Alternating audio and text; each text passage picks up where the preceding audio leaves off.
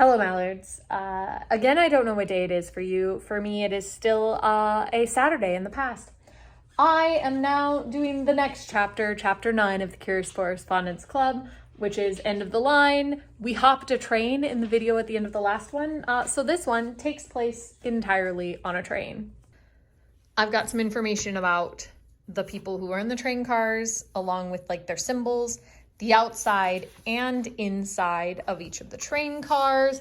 I've got a radio, and this actually is pretty cool. So I put these like pieces in the radio and it like lights up one of the lights and then gives me information, which is kind of fun. I've got this weird lumber tag permit and these fuses, which I finally figured out. I have been staring and struggling and sort of messing around. These fuses were frustrating because they weren't cut out correctly. So I thought, and the sheets also said that there are only 2 reversible fuses when there are actually 4. So I thought that they had to like stay stuck together because they weren't cut all the way, but you couldn't solve this puzzle unless you tore them apart. So then I did tear them apart to solve it. Anyway, that's where I am right now. I'm liking the radio. I did finally solve this, and so I'm feeling okay. I'm gonna keep moving on and see what I can figure out.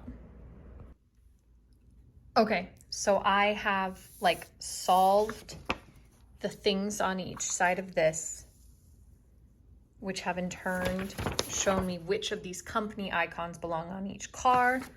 And so I put the company icons on the car, and then I numbered them according to the lights that light up in the radio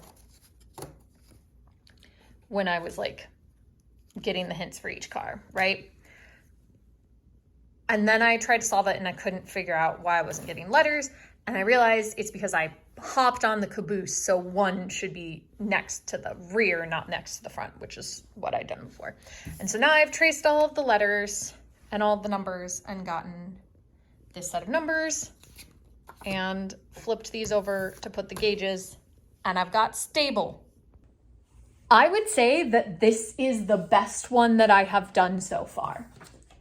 Like, far and above. It was much easier. It made a lot more sense. I didn't feel like I had to make any leaps in logic aside from the very first one, which was the fuse box, which was very frustrating. But everything else made total sense. Like, it was easy for me to slot in, and then it was just a lot of like physical turning and changing of things. I'm gonna show it to Megan, and I think she's gonna be upset that she didn't do this one with me because it is the best one, like if currently. So I guess it gets a 10 out of 10 for Curious Correspondence Clubs because it is the best. This is the level that I want to hold all of the other ones to, and none of them are this good. So I had a great time solving this one. Would recommend chapter 9. Do I recommend any of the other chapters? No, can't be sure. But if you're just going to be like, wow, I could just buy one of these, buy chapter 9. I found the correct solution. I solved the thing, and now I've made it into a city and a Starfall Tower.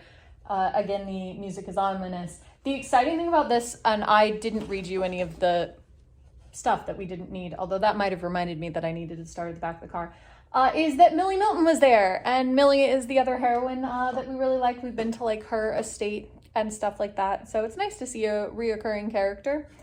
Yeah, I'm gonna talk Megan through this when she gets back, but like I said, this was the most fun one, far and above. I don't know if I'm gonna combine this video with the other video or just make it its own video where I talk about the best chapter of Curious Correspondence Club.